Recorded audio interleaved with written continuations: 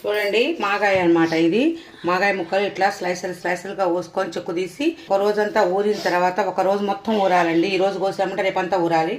ఎల్లుండి ముక్కలు పిండేసేసి ఇట్లా ఎండబెట్టుకోవాలి. మరీ బాగా ఎండినాయి అంటే మాత్రం బాగోదు మాగాయ పచ్చడి. ఇట్లా కొంచెం ఇట్లా తడి పొడి ఆరిపోతే మనకి బాగానే ఉంటుంది. ఇదిగోండి దీనిలో కారం వేసాను. ఇదిగోండి మెంతిపిండి కదా, మెంతిపిండి పావుసేరు ఉప్పు పోస్తే పావుసేరు కారం పోసండి. పావుసేరు తక్కువ ఉప్పు, పావుసేరు నిండా కారం.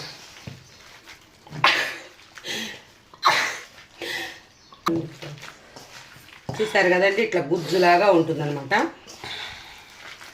ఇగో ఇట్లుంటేనే మనకి కలుపుకోవడానికి కూడా మంచిగా ఉంటుందన్నమాట, లేకపోతే బాగోదు. ఇప్పుడు ఇది కొత్తల్లో వేసుకొని తినేయచ్చు. ఉట్టిపప్పు వండుకొని మాగాయ ముక్క వేసుకొని తింటే సామిరంగా ఎట్లా ఉంటుంది అట్లా ఉంటుంది.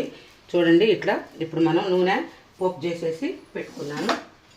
ఈ పోపులో కేవలం ఎండుమిరపకాయలు, ఆవాలు, జీలకర్ర వేసి పెట్టాను. చూసారు కదా, ఇది పోపు వేయకూడదండి. దీనిలో వెల్లుల్లిపాయ వేస్తే బాగోదు. వెల్లుల్లిపాయ అసలు వేయం మేము.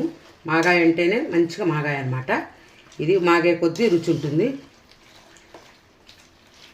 దీనిలో నూనె కూడా మంచిగా పడుతుంది. అలానే కారం కూడా సూపర్ అంటే సూపర్ ఉంటుంది అనమాట. ఇగో మరిన్ని ఎండుమిరపకాయలు వేసుకొని, కేవలం విజయ పల్లి నూనెనండి పచ్చడికి మాత్రం. ఆవకాయకైనా అసలు ఏ పచ్చడికైనా సరే, టమాటా కారం కానీ ఏదైనా సరే నేను మాత్రం విజయ పల్లి నూనె మాత్రమే వాడతాను. ఇదిగోండి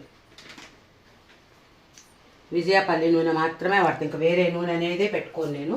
ఎందుకంటే మనం కూడా ఆరోగ్యం చూసుకోవాలి కదా. నూనె కోసం చూసుకుంటా 10 రూపాయలు అట్లా. ఇక ఇప్పుడు చూసిన తర్వాత కొంచెం చల్లారింది కదా, ఇప్పుడు చేతితో కలుపుతున్నా చూడండి. ఇలా గుజ్జుగా మంచిగా ఉంటుంది. అసలు మనకి ఈ సమ్మర్లో కనుక పెళ్ళిళ్ళు, ఆంధ్రా సైడు పెళ్ళిళ్ళు, లేకపోతే మన ఫంక్షన్లు, హోటల్స్లో వేరు కానీ పెళ్ళిళ్ళు వాటిల్లో మాత్రం